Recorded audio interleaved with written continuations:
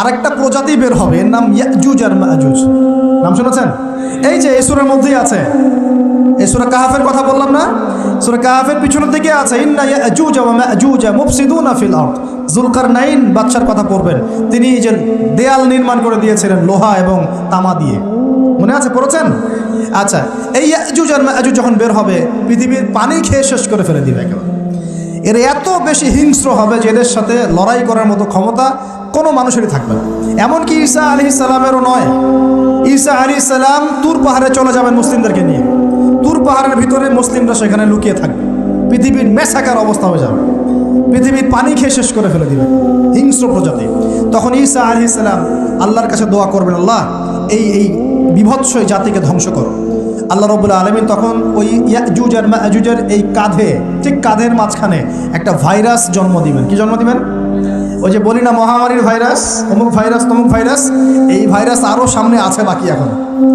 ওই ভাইরাসে, ওই পোকায়, ওই ব্যাকটেরিয়া বা যেটাই হোক আল্লাহ পাক যাই দিবেন, এতে করে ইয়াজুজ আর মাজুজের পুরো প্রজাতি ধপধপ ধপধপ করে মারা যাবে। মানে এটা ছোঁয়াচে রোগ হবে। কি রোগ হবে?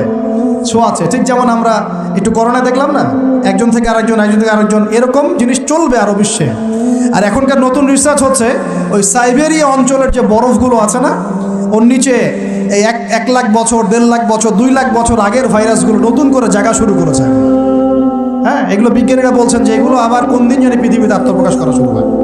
সব কিছুই ঘটবে। বিশ্বটার খুব রহস্য আছে, বিশ্বটার অনেক রহস্য আছে। আল্লাহ পাক এগুলো খেলার ছলে সৃষ্টি করেন নাই, পরীক্ষা। লিয়াবলুয়াকুম আইয়ুকুম আহসানু আমালা, আল্লাহ পাক বলেছেন। এরপরে ইয়াজুজ আর মাজুজের সব প্রজাতি মারা যাবে। নবীজি বলছেন জমিনে কোনো জায়গায় ফাঁকা থাকবে না, সমস্ত জায়গাতেই ওদের দেহ পড়ে থাকবে। আল্লাহু আকবার। এরপরে ঈসা আলাইহিস সালাম আল্লাহকে বলবেন, আল্লাহ জমিনটাকে পবিত্র করে দাও। আল্লাহ পাক কি করবেন জানেন? বড় বড় নখরওয়ালা, বড় বড় নখ আছে, নখ দেখেছেন?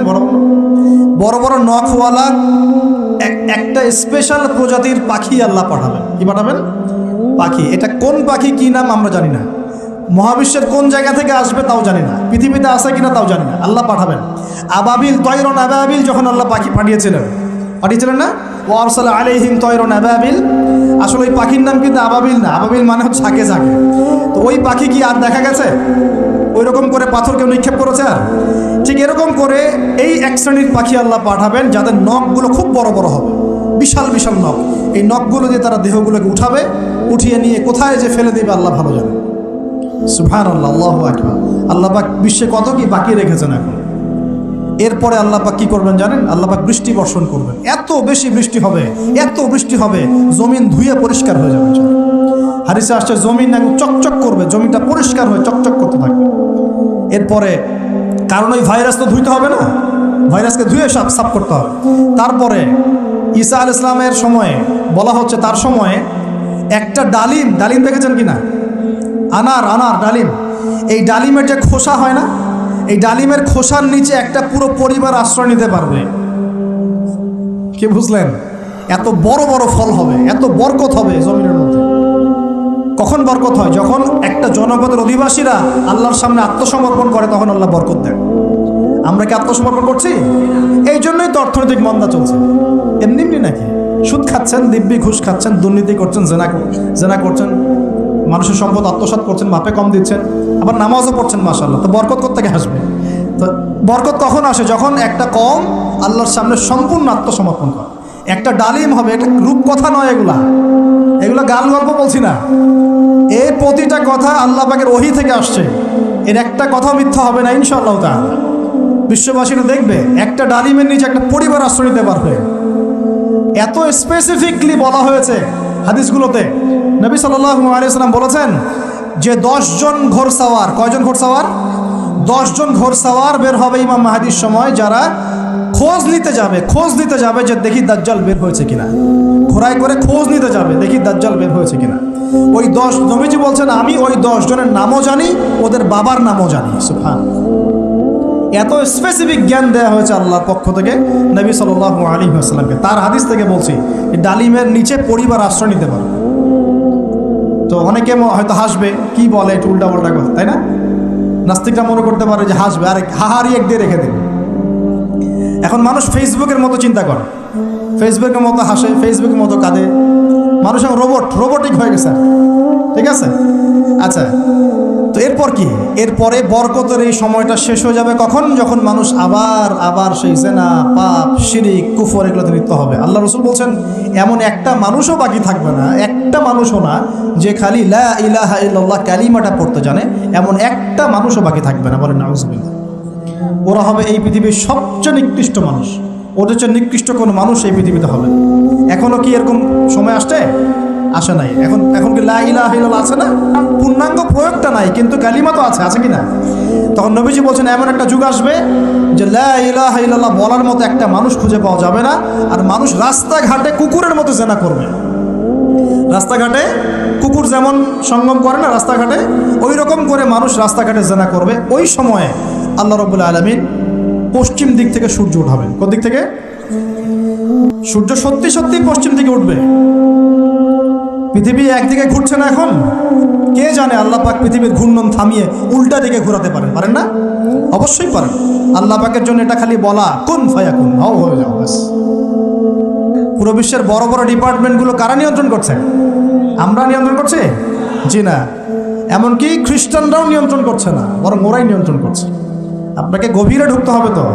তার মানে সে আত্মপ্রকাশ না করলেও তার অনুসারীরা তো মাশাআল্লাহ শক্তিশালী হয়ে গেছে কিনা? তার মানে সময় কাছে না দূরে?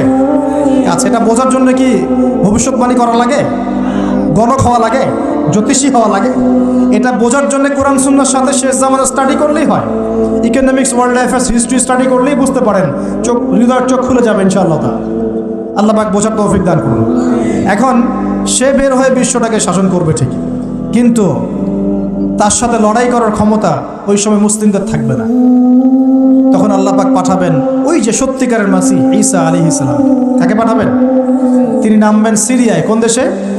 সিরিয়ার দামেস্কে তিনি নামবেন দুজন ফেরেশতার কাঁধে ভর দিয়ে। তখন তার চুলগুলো দিয়ে টপ টপ করে মুক্তার মতো পানি ঝরতে থাকবে, এমনটা হাদিসে বলা হয়েছে। সুবহানাল্লাহ। এত স্পেসিফিকলি হাদিসে বলা হয়েছে এটা হবে, এইটা হবে, ওইটা হবে, একদম স্পেসিফিকলি। তারপরে ঈসা আলাইহিস সালাম তিনি যখন ওই মুসলিমদেরকে পেয়ে যাবেন, তাকে ইমামতি করতে বলা হবে। ঈসা আলাইহিস সালাম বলবেন, না, আমি ইমামতি করতে পারবো না। ইমামতি এই উম্মতের জন্যই করা হয়েছে। বলেন সুবহানাল্লাহ। আমাদের ইমাম ইমামতি করবেন, তিনি পিছনে মুক্তাদি হবেন। একজন নবী মুক্তাদি হবেন আর ইমাম ইমামতি করবে, চিন্তা করতে পারেন। এরপর নামাজ শেষ হওয়ার পরে বলবেন তিনি দরজা খুলে দাও, দরজা খুলে দাও। এটার ব্যাখ্যা আমার কাছে মনে হয় হয়তোবা তখন অবরোধ থাকবে, অবরোধটাকে তিনি ভেঙে দিতে বলবেন হয়তোবা, আল্লাহ ভালো জানেন। দরজা খুলে দাও এর ব্যাখ্যা কি হতে পারে? কিসের দরজা খুলে দাও? কিসের বাঁধন খুলে দাও? নিশ্চয় একটা বাঁধনে মুসলিমদেরকে বেঁধে ফেলা হবে। তিনি ওটার বিরুদ্ধে মুসলিমদেরকে ঝাঁপিয়ে পড়তে বলবেন। তখন দাজ্জালের সাথে দেখা হবে। কোন দাজ্জাল? সত্যিকারের দাজ্জালের সাথে ঈসা আলাইহিস সালামের দেখা হবে। এবং ঈসা আলাইহিস সালামকে দেখা মাত্রই দাজ্জাল গলতে শুরু করবে। কি করবে? গলতে শুরু। লবণ যেমন গলে যায় না তাপ দিলে, এমন করে গলতে শুরু করবে। এবং ঈসা আলাইহিস সালামের নিঃশ্বাসে আল্লাহ পাক একটা অন্যরকম ক্ষমতা দিবেন। ঈসা আলাইহিস সালামের নিঃশ্বাস যতদূর পর্যন্ত যাবে দাজ্জাল পালাতে থাকবে। তার নিঃশ্বাস গিয়ে দাজ্জালের গায়ে লাগা পরে দাজ্জাল ওইখানেই মারা যাবে। আল্লাহ পাক এই শুধু তাকে নয়, তার সমস্ত অনুসারীদেরকে আল্লাহ পাক সেখানে মেরে ফেলবেন ইনশাআল্লাহ। মুসলিমদের হাতে। কার হাতে? মুসলিমদের হাতে। এটার জায়গাটা মেনশন করা আছে, বাবেলুদ নামক জায়গা। কোন জায়গা? বাবেলুদ। যান গুগল সার্চ করে দেখেন বাবেলুদ কোন জায়গায় আছে। আমি বলে দিব না, দেখেন কোন জায়গায় আছে, কারা ওটা নিয়ন্ত্রণ করছে দেখেন। ওইখানে দাজ্জাল মারা যাবে। মানে সত্যিকারের মাসিহের হাতে মিথ্যা মাসিহ মারা যাবে ইনশাআল্লাহ, ঠিক আছে। এবং তার অনুসারীদের পতন হবে। এরপর ঈসা আলাইহিস সালাম এই ক্ষমতাটা দখল করবেন এবং সারা বিশ্বে তিনি শান্তি শৃঙ্খলা কায়েম করবেন। একজন ন্যায়পরায়ণ শাসক হবেন ইনশাআল্লাহ তাআলা। এবং তিনি নতুন কোনো শরীয়ত নিয়ে আসবেন না, উম্মতে মুহাম্মাদের শরীয়ত কায়েম থাকবে ইনশাআল্লাহ। এরপরে 40 বছর তিনি রাজত্ব করবেন। কত বছর? 40 বছর। এবং তার বিবাহ শাদীও হবে এবং তার ইন্তেকালও হবে। তাকে দাফন করা হবে নবী মুহাম্মদ সাল্লাল্লাহু আলাইহি ওয়াসাল্লামের ঠিক পাশেই। আল্লাহু আকবার। ঠিক তার পাশেই দাফন করা হবে। এরপরে মানুষ আবারও খারাপ হওয়া শুরু করবে। কেমন খারাপ হবে? ও আচ্ছা, মাঝখানে একটা কথা বলতে ভুলে গেছে। ব্যাস, আমি কয়েকদিন আগে রিপোর্ট দেখেছি, পৃথিবীর নিচে কিন্তু আগুনের স্তর আছে। আচ্ছা, জানেন তো পৃথিবীর নিচে আগ্নেয়গিরিগুলো আছে। পৃথিবীর ভিতরে একটা ঘূর্ণন হয়, সেই ঘূর্ণনের দিক পরিবর্তন হচ্ছে দিন দিন, এমনটা রিপোর্ট এসেছে। দেখেন, আপনি ইন্টারনেট ঘাটাঘাটি করেন। আর অনেকে রিপোর্ট করছে যে পৃথিবী আগে যে গতিতে ঘুরতো, এখন পৃথিবীর ঘূর্ণন গতি একটু বেড়ে গেছে। দেখেন রিপোর্ট, দেখেন ঘূর্ণন গতি বেড়ে যাওয়ার মানে হচ্ছে টাইম দ্রুত পাস করবে। আর শেষ জামানার হাদিস এটাও আছে যে সময় দ্রুত পাস করবে, আছে না? এটা হাদিস আসছে। তো প্রিয় ভাইরা, এই সময় মানুষ খারাপ হওয়া শুরু করার পরে এমন খারাপ হবে, আল্লাহর নাম নেওয়ার মতো কোনো মানুষ থাকবে না, আল্লাহ আল্লাহ বলার মতো কোনো মানুষ থাকবে না। তখন পশ্চিম দিক থেকে সূর্য উঠবে। কিভাবে কিয়ামত হবে? নবীজি বলছেন, একজন ব্যক্তি পানি খাওয়ার জন্যে পাত্রটাকে মুখের সামনে নিবে, পানি গিলতে পারবে না, কিয়ামত হয়ে যাবে। ইযা ওয়াকাআতিল ওয়াকিআ লাইসা লিওয়াকাআতিহা কাযিবা আল খারিআতু মাল খারিআ ওয়া মা আদরাকা মাল খারিআ, আছে না? আম্মা ইয়াতাসাআলুন আনিন নাবাইল আযীম। কত সূরা আছে কিয়ামত সংক্রান্ত, পড়ে দেখেন। ইযা যুলজিলাতিল আরদু জিলজালাহা ওয়া আখরাজাতিল আরদু আথকালাহা ইযা শামসু কুওয়িরাত ওয়া ইযা নুজুমু কাদারাত। এই সূরাগুলো পড়ে দেখেন। আম্মা পারার শেষ পারাটা, যেটা 30তম পারা, এর সূরাগুলো পড়ে দেখেন। কিয়ামত চোখে দেখতে পারবেন ইনশাআল্লাহ। সিংহায় ফুঁক দেওয়া হবে। আল্লাহ পাকের ফেরেশতার এত ক্ষমতা আল্লাহ দিয়েছেন, একটা ফুয়ে পুরো মহাবিশ্ব ধ্বংস হয়ে যাবে ইনশাআল্লাহ। চারটাখানি কথা নাকি? দ্বিতীয় ফুৎকারে আবার সবাইকে জীবিত করা হবে। এবং এই যে দুনিয়ার জীবনটা আমরা কাটাচ্ছি, এই 30, 40, 50, 60, 100 বছরের জীবন, এই জীবনের এক একটা হিসেব আল্লাহর সামনে দাঁড়িয়ে সেদিন দেওয়া লাগবে। অতএব এই দুনিয়ার জীবনটাতে প্রস্তুতি গ্রহণ করি, 5 ওয়াক্ত নামাজ পড়ি, যাকাত দেই, কালিমা বোঝার চেষ্টা করি, আল্লাহ তাওহীদ শিখি, জানি, বুঝি, নবীর সুন্নত অনুযায়ী আমল করি, হালাল খাই, পরিবার গড়ি, মানুষকে সৎ কাজে দাওয়াত দেই, অসৎ কাজে নিষেধ করি, ইসলামকে আল্লাহর জমিনে প্রতিষ্ঠা করার চেষ্টা করি। আল্লাহ পাক যা দিয়েছেন, জানমাল, সময়, শ্রম, আল্লাহ পাক যা দিয়েছেন, ক্ষমতা, প্রতিপত্তি, সম্পদ, এগুলোকে আল্লাহর দ্বীনের জন্য ব্যয় করি। ইনশাআল্লাহ দুনিয়া সফল হব, পরকালে সফল হব ইনশাআল্লাহ আযজা ওয়া জাল্লা। আল্লাহ পাক বলছেন, রহমানের বান্দারা, আমার বান্দারা জমিনে চলাফেরা করে নম্রভাবে, জমিনের মধ্যে হাঁটে, চলে, বিচরণ করে নম্রভাবে, ভদ্রভাবে। এবং যদি অজ্ঞ ব্যক্তিরা তাদের সাথে তর্ক করতে আসে, ঝগড়া করতে আসে, ফাসাদ করতে আসে, তারা বলে সালামান, সালাম, তোমাদের উপর শান্তি বর্ষিত হোক, আমরা জাহেলদের সাথে লড়াই করি না। রহমানের বান্দারা মানুষের সাথে লড়াই, ঝগড়া, ক্রন্দল এড়িয়ে চলে, বিনয়ের সাথে পথ চলে। সূরা বনী ইসরাঈল আল্লাহ পাক বলেছেন, দম্ভ ভরে জমিনের বুকে বিচরণ করো না। ওয়ালা তামশি ফিল আরদি মারহা, জমিনের বুকে দম্ভ অহংকার করে চলো না। ইন্নাকা লান তাখরিকাল আরদা ওয়া লান তাবলুগাল জিবালা তুলা, তুমি মানুষ খুব তুচ্ছ, তুমি এই জমিনকে ধসিয়ে দিতে পারবে না, আর পাহাড়ের উচ্চতায় পৌঁছাতে পারবে না। আপনারা পাহাড় আমাদের চেয়ে ভালো চিনেন না? মানুষ কি এই জমিনকে ধসাতে পারবে? পাহাড়ের সামনে, সুউচ্চ পাহাড়ের সামনে মানুষকে কি খুব ক্ষুদ্র দেখায় না? আল্লাহ পাক সেটাই বলছেন, দম্ভ ভরে চলো না, তুমি জমিনকে ধসিয়ে দিতে পারবে না। হে মানুষ, তুমি এতই ক্ষুদ্র এবং তুমি পাহাড়ের উচ্চতায় পৌঁছতে পারবে না। রহমানের বান্দার প্রথম বৈশিষ্ট্য হচ্ছে নম্র, ভদ্রভাবে তারা সমাজে বিচরণ করে, এবং এটাই হচ্ছে সর্বোত্তম চরিত্রের বৈশিষ্ট্য। একটা হাদিসে এসেছিল এভাবে যে একজন ব্যক্তি খুব দম্ভ ভরে চলছিল জমিনের মধ্যে, আল্লাহ রাব্বুল আলামিন তাকে সহ মাটিটাকে ধসিয়ে দিয়েছেন আযাব স্বরূপ। কিয়ামত পর্যন্ত সে মাটিতে ধসতেই থাকবে। সবাই বলি নাউযুবিল্লাহ। তো আমাদের হাঁটাগুলো ঠিক করতে হবে। এমনকি আমাদের নবী, প্রিয় নবী মুহাম্মদ রাসূলুল্লাহ সাল্লাল্লাহু আলাইহি ওয়াসাল্লাম কিভাবে হাঁটতেন, হাদিসের মধ্যে এসেছে তিনি এমনভাবে হাঁটতেন মনে হতো তিনি উপর থেকে নিচে নামছেন। সামনের দিকে একটু ঝুঁকে হাঁটতেন, মনে হতো তিনি উপর থেকে নিচে হাঁটছেন। আর আমাদের হাঁটা চলাগুলো দেখবেন বুক ফুলিয়ে, সিনা টান করে, মনে হয় দুনিয়াতে আমি একাই আছি, আর কেউ নাই। আর যদি আল্লাহ পাক সামান্য কিছু ক্ষমতা দিয়ে বসেন, তাহলে হাঁটা চলার যে বৈশিষ্ট্য দেখা যায়, তখন মনে হয় পুরো দুনিয়াটাই আমার, আর কেউ নাই। এরপরে দেখবেন মেয়ে মানুষের হাঁটা, পুরুষের পোশাক পরে মেয়েরা এমনভাবে হাঁটবে দেখে মনে হবে দুনিয়াতে তারা একাই আছে আর কেউ নাই। হাঁটা চলা ঠিক করতে হবে, আল্লাহ পাক তৌফিক দান করুন। প্রথম বৈশিষ্ট্য। আর সমাজে অজ্ঞ জাহেলরা থাকবে। জাহেল কারা? যারা জাহেলিয়াতে থাকে তারা জাহেল। আলেমকে, যে ব্যক্তি ইলম অনুযায়ী আমল করে সে আলেম। জাহেলকে, যে জাহেলিয়াতের কাজ করে সে জাহেল। কথা কি বুঝতে পারছেন? জাহেলিয়াতের কাজ, যেমন কেউ যদি মদ খায় সে জাহেল, শিরক করে জাহেল। একজন ব্যক্তি বেদাআতি সে জাহেল। একজন ব্যক্তি ধরেন সুদখোর সে একটা জাহেল। একজন মেয়ে বেপর্দা সে জাহেল। একজন ব্যক্তি আল্লাহর হালালকে হারাম করছে, হারামকে হালাল করছে, সে জাহেল।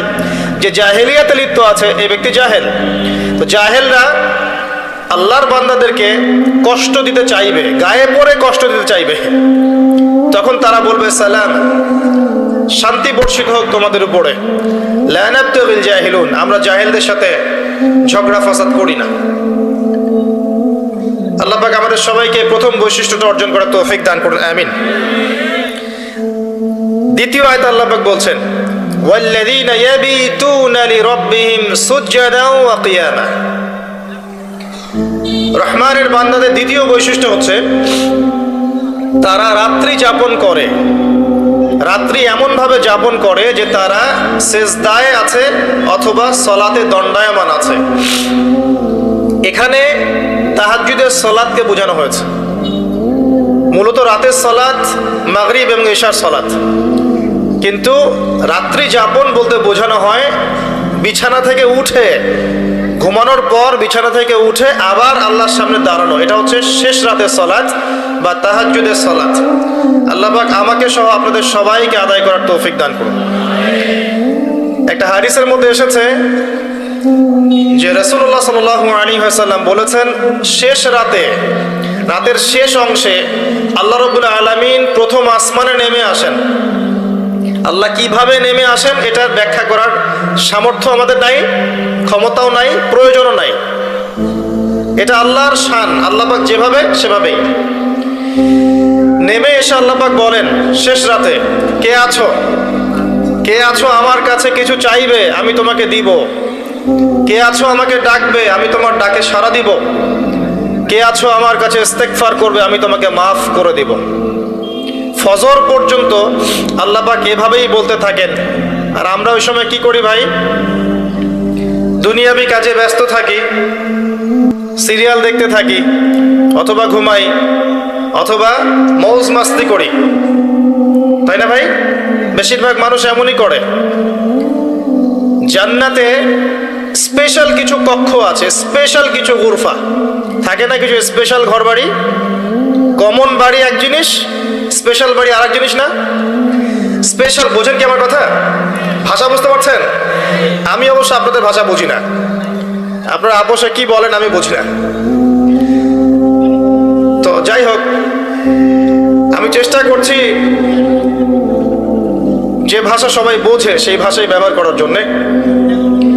স্পেশাল কিছু গুরফা বা কক্ষ আছে, এগুলো সেই সব মানুষদের জন্যে যারা নম্রভাবে মানুষের সাথে কথা বলে, যারা মানুষকে বেশি বেশি খাওয়ার খাওয়ায়। এই যে সামনে রমজান আসছে, বেশি থেকে বেশি ইফতার করাবেন, পারবেন না? যারা খাবারের দোকান দিয়েছেন বেশি বেশি মানুষকে ফ্রি খাবার খাওয়াবেন, দেখবেন ইনশাআল্লাহ আপনার রুজিতে বরকত হবে। যারা নরম করে কথা বলে, বেশি বেশি খাবার খাওয়ায়, বেশি বেশি সালাম দেয় এবং বেশি বেশি রোজা রাখে, আর মানুষ যখন ঘুমিয়ে থাকে তখন তারা সালাত পড়ে, অর্থাৎ তাহাজ্জুদের নামাজ পড়ে, এইসব মানুষদের জন্য জান্নাতের স্পেশাল গুরফা বা কক্ষ আছে। কেমন উন্নত মানের পদার্থ দিয়ে আল্লাহ পাক তৈরি করেছেন। ওই ঘরগুলোর বাহির থেকে ভিতরটা দেখা যায়, আবার ভিতর থেকে বাহির দেখা যায়। বলেন সুবহানাল্লাহ। এই কক্ষগুলো কারা পাবে? এক নাম্বার, যারা নম্রভাবে কথা বলে। আর এই নম্রতা ভদ্রতা মানুষকে জোর করে শেখানো যায় না, যায়? এগুলো মানুষের বংশে থাকে, রক্তে থাকে, চরিত্রে থাকে। অনেক সময় দেখবেন একজন ব্যক্তির কাছে যদি সামান্য পরিমাণ ক্ষমতা চলে আসে, তার বডি ল্যাঙ্গুয়েজ, কথাবার্তা, চলাফেরা পরিবর্তন হয়ে যায়। আবার এমন অনেক মানুষ আছে যাদের হাতে বিশ্বের ক্ষমতা আসলেও তারা নম্রই থেকেছেন, যেমন ওমর ইবনুল খাত্তাব রাদিয়াল্লাহু আনহু, আলী ইবনে আবি তালেব রাদিয়াল্লাহু আনহু, আবু বকর সিদ্দিক রাদিয়াল্লাহু আনহু, উসমান বিন আফফান রাদিয়াল্লাহু আনহু। সারা বিশ্ব শাসন করেছেন, কোনোদিন কি অহংকার করেছেন? নম্রতা, ভদ্রতা চরিত্রে থাকে, রক্তে থাকে। কারা পাবে সেই কক্ষগুলো? 1 নম্বর, যারা নম্রভাবে কথা বলতে পারে। 2 নম্বর, যারা বেশি বেশি মানুষকে খাবার খাওয়ায়। 3 নম্বর, যারা বেশি বেশি সালামের প্রচার করতে পারে। 4 নম্বর, যারা বেশি বেশি সওম রাখে, রোজা রাখে। আর 5 নম্বর, মানুষ যখন ঘুমিয়ে থাকে তখন তারা সালাত পড়ে, অর্থাৎ তাহাজ্জুদের সালাত আদায় করে। আমি কিন্তু শেষে প্রশ্ন ধরব এবং 10 জনকে পুরস্কৃত করবো ইনশাআল্লাহ। মনোযোগের সাথে শুনবেন লেকচার। রাত্রি যাপন করে যারা আল্লাহর স্মরণে, অর্থাৎ তাহাজ্জুদের নামাজ যারা আদায় করে। এখন মনে করেন আপনি নিয়মিত তাহাজ্জুদ পড়েন, কোনোদিন উঠতে পারলেন না। আপনার ফজিলত হচ্ছে আপনি যে ঘুমিয়ে গেছেন ওই রাতে, ঘুমানোর বদলে আল্লাহ পাক আপনাকে নামাজের নেকি দিয়ে দিবেন ইনশাআল্লাহ। যারা নিয়মিত পড়ে, অন্তত পক্ষে 2টা রাকাত নামাজ পড়ে যদি ঘুমাতে পারেন, তাও রাতের নামাজের হক আদায় হবে ইনশাআল্লাহ। এখন আমরা তো ঘুমাই সবাই 12টার পরে, তাই না? ম্যাক্সিমাম 12টা, 1টা, 2টা। আর মাহফিলের সিজনে তো রাত্রে ঘুম হয় না, স্বাভাবিক। তো রাতের বেলা 2 রাকাত নামাজও যদি পড়েন, রাতের নামাজের হকটা আদায় হয়ে গেল। এবং এই সময় আপনি আল্লাহর কাছে যা চাইবেন ইনশাআল্লাহ আপনি তাই পাবেন। আল্লাহ পাক আহ্বান করতে থাকেন, কে আছো আমার কাছে চাইবে আমি দিব, কে আছো আমাকে ডাকবে আমি ডাকে সাড়া দিব, কে আছো আমার কাছে ইস্তেগফার করবে আমি তোমাকে মাফ করে দিব। আমরা দোয়া কবুলের জন্য অনেক সময় হুজুরদের কাছে ধন্না দেই, অথচ প্রত্যেক রাতেই আল্লাহ পাক আহ্বান করেন, আমাকে ডাকো আমি সাড়া দিব, চাও আমার কাছে আমি দিব, আমার কাছে দোয়া করো আমি দিব। যদি এটাও করতে না পারেন, অন্তত পক্ষে ঘুমানোর আগে সূরাতুল বাকারা এর শেষের 3টা আয়াত পড়ে ঘুমাবেন। কটা আয়াত? লিল্লাহি মা ফিস সামাওয়াতি ওয়া মা ফিল আরদ, এখান থেকে নিয়ে ফানসুরনা আলাল কওমিল কাফিরিন পর্যন্ত শেষের 3টা আয়াত পড়ে যদি ঘুমাতে পারেন, সারা রাত নফল নামাজের নেকি পাবেন ইনশাআল্লাহ। খুশি হচ্ছেন না নাকি আপনারা? সুবহানাল্লাহ কারো মুখ দিয়ে বের হচ্ছে না, ঘটনা কি? টাকা লাগবে নাকি বলতে? আচ্ছা, সূরা আলে ইমরান নাম শুনেছেন? এর শেষের 10টা আয়াতও যদি পড়ে ঘুমান ইনশাআল্লাহ এই নেকিটা পাবেন ইনশাআল্লাহ তাআলা। এছাড়াও রাত্রেবেলা পড়তে পারেন সূরা কাফিরুন, সূরা ফালাক, সূরা নাস, সূরা ইখলাস 3 বার করে, আয়াতুল কুরসি, আরো যদি সম্ভব হয় সূরাতুল মুলক। সূরা মুলক আপনাকে সূরা মুলক আপনাকে কবরের আযাব থেকে বাঁচাবে ইনশাআল্লাহ তাআলা। রহমানের বান্দাদের দ্বিতীয় বৈশিষ্ট্য হচ্ছে তারা রাত্রি জাগরণ করে, আল্লাহর স্মরণে দাঁড়ায় এবং সেজদা করে। আর সেজদায় বেশি বেশি দোয়া করবেন, নামাজের সেজদায় বেশি থেকে বেশি দোয়া করবেন, কারণ আল্লাহর রাসূল সাল্লাল্লাহু আলাইহি ওয়াসাল্লাম বলেছেন যে বান্দা সেজদায় আল্লাহর যত কাছে থাকে অন্য কোনো সময় সে এত কাছে থাকতে পারবে না। অতএব তোমরা এই সময় বেশি বেশি দোয়া করো, যা চাইবেন তাই পাবেন ইনশাআল্লাহ। সেজদারত অবস্থায় কি দোয়া করবেন? কোরআন এবং সুন্নাহ থেকে যতগুলো দোয়া আছে আপনি করতে পারবেন ইনশাআল্লাহ। সবচেয়ে সহজ বুদ্ধি বলছি, হিসনুল মুসলিম একটা বই আছে, কি নাম বলেন? হিসনুল মুসলিম। বইটা অ্যাপসও পাওয়া যায়, গুগল প্লে স্টোরে অ্যাপস আছে। অ্যাপস তো বোঝেন? অ্যাপস বোঝেন এই যুগে মানুষ আছে নাকি? ওখানেও আছে হিসনুল মুসলিম। বইটা কিনেন অথবা ডাউনলোড করে নেন, দেখবেন সেখানে সমস্ত দোয়াগুলো দেয়া আছে। কোন কোন দোয়া আপনার প্রয়োজন সব দেয়া আছে, নিজের জন্য, পরিবারের জন্য, সমাজের জন্য, রাষ্ট্রের জন্য, শত্রুর সাথে, মিত্রর সাথে সব দোয়া আপনি সেখানে পাবেন ইনশাআল্লাহ তাআলা। দোয়াগুলো করা যাবে ইনশাআল্লাহ। আর কিছু আমল নিয়মিত করবেন, মাহফিলে ওয়াদা করে যান। একটা হচ্ছে ডেইলি 100 বার সুবহানাল্লাহ বলবেন, পারা যাবে ইনশাআল্লাহ। প্রত্যেকদিন 100 বার বলবেন আস্তাগফিরুল্লাহ ওয়া আতুবু ইলাইহি, পারা যাবে। বলার চেষ্টা করবেন 100 বার সুবহানাল্লাহি ওয়া বিহামদিহি সুবহানাল্লাহিল আযীম, পারা যাবে। যদি বলেন সুবহানাল্লাহিল আযীম ওয়া বিহামদিহি, একবার বললে আপনার জন্য জান্নাতে একটা খেজুর গাছ নির্মাণ করা হবে। জমি আপনাকে দিয়ে দেওয়া হয়েছে, আপনি বাগান বানাতে পারবেন এখানে বসে বসে। দুনিয়াতে বসে বসে পড়বেন সুবহানাল্লাহি ওয়া বিহামদিহি সুবহানাল্লাহিল আযীম সুবহানাল্লাহিল আযীম ওয়া বিহামদিহি, আপনার জান্নাতে গাছ রোপণ হয়ে যাবে ইনশাআল্লাহ তাআলা। প্রত্যেকদিন 10 বার, সকালে 10 বার, সন্ধ্যায় 10 বার দরুদ শরীফ পড়া যাবে। এতটুকু বলা যাবে আল্লাহুম্মা সাল্লি আলা মুহাম্মাদ ওয়া সাল্লিম, আল্লাহুম্মা সাল্লি আলা মুহাম্মাদ ওয়া সাল্লিম, এতটুকু বলা যাবে ইনশাআল্লাহ। বেশি থেকে বেশি বলতে পারবেন চলতে ফিরতে লা হাওলা ওয়ালা কুওয়াতা ইল্লা বিল্লাহ, বলা যাবে। আল্লাহর স্মরণে বলা যাবে হাসবি আল্লাহ ওয়া নি'মাল ওয়াকিল, বলা যাবে। চলতে ফিরতে পড়া যাবে আলহামদুলিল্লাহ আল্লাহু আকবার, পড়া যাবে। লা ইলাহা ইল্লাল্লাহ পড়া যাবে ইনশাআল্লাহ। আল্লাহ পাক তৌফিক দান করুন।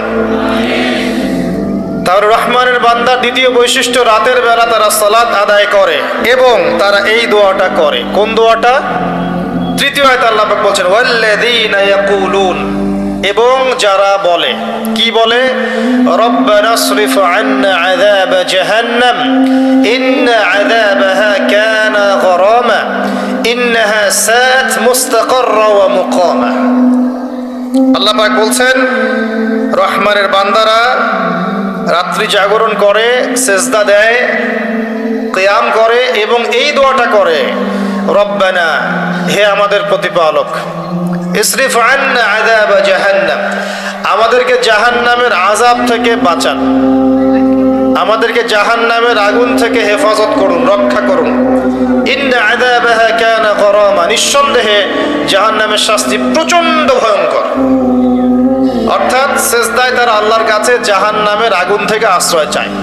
এই দোয়া না করতে পারলেও এটা তো বলতে পারেন আল্লাহুম্মা আতিনা ফিদ দুনিয়া হাসানা ওয়া ফিল আখিরাতি হাসানা ওয়া কিনা আযাবান নার, এই তো এটাও হয়ে গেল। অথবা সকালে সন্ধ্যায় 7 বার বলতে পারবেন আল্লাহুম্মা আজিরনি মিনান নার, আল্লাহুম্মা আজিরনি মিনান নার। ইনশাআল্লাহ ওই ব্যক্তি সারাদিনে মারা গেলে জাহান্নাম থেকে বেঁচে যাবে, রাতের বেলা মারা গেলে জাহান্নাম থেকে বেঁচে যাবে ইনশাআল্লাহ। সবচেয়ে সহজ এটা, আল্লাহুম্মা আজিরনি মিনান নার। অথবা এটাও বলতে পারেন রব্বানা সরিফ আন্না আযাব জাহান্নাম ইন্না আযাবাহা কানা গরামা। আসেন, জাহান্নাম নিয়ে বর্ণনা দিতে গেলে আজকে সারা রাত চলে যাবে। কয়েকটা শাস্তি বলি, কয়েকটা, যেই শাস্তিগুলো রাসূলুল্লাহ সাল্লাল্লাহু আলাইহি ওয়াসাল্লাম মেরাজের রাতে গিয়ে দেখে এসেছেন। মেরাজুন নবীর সময় চলছে না এখন। গতকালকে আমি এই বিষয়ে বিস্তারিত আলোচনা করেছি, এই জন্য আমি এখানে বিস্তারিত কথা বললাম না। শুধু এতটুকু বলছি, মেরাজের রাতে নবী সাল্লাল্লাহু আলাইহি ওয়াসাল্লাম যে শাস্তিগুলো দেখে এসেছেন তার কয়েকটা বলছি আপনাকে। জাহান্নামের শাস্তি, এটা এখন কোথায় দেয়া হচ্ছে? দেয়া হচ্ছে সিজ্জিনে। কোথায়? বারজাখের জীবনে। এই জীবনটা আপনি ব্যাখ্যা করতে পারবেন না বিজ্ঞান দিয়ে, কারণ বিজ্ঞান অতদূর পর্যন্ত দৌড়াতে পারেনি এখনো। কথা বুঝতে পারছেন?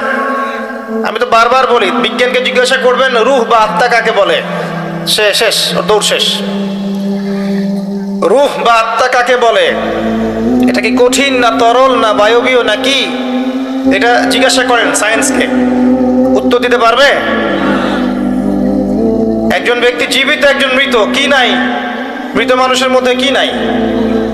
রূহ নাই, আত্মা নাই। এটা কেউ ব্যাখ্যা করতে পারবে? ও গবেষণাগারে প্রমাণ করতে পারবে? তাহলে যে এটাই পারে না, কমন কিছু প্রশ্নের উত্তর দিতে পারে না, কিছু সায়েন্টিফিক আর টেকনোলজিক্যাল রেভলিউশন দেখে ওর পিছনে নাচার কোনো মানে আছে? যদি বলে মোসাফা করবো না, তাহলে কি মোসাফা করবো না? ও বলছে মোসাফা করবেন না, অসুস্থ হয়ে যাবেন। প্রতিদিন 100 মানুষের সাথে মোসাফা করি, আল্লাহ পাকের রহমতে অসুস্থ হয়নি। ও সত্য না আল্লাহ সত্য? আশ্চর্য বিষয়, আমরা এখন এমন একটা কনসেপ্ট লালন করি যে ও যা বলবে তাই সত্য।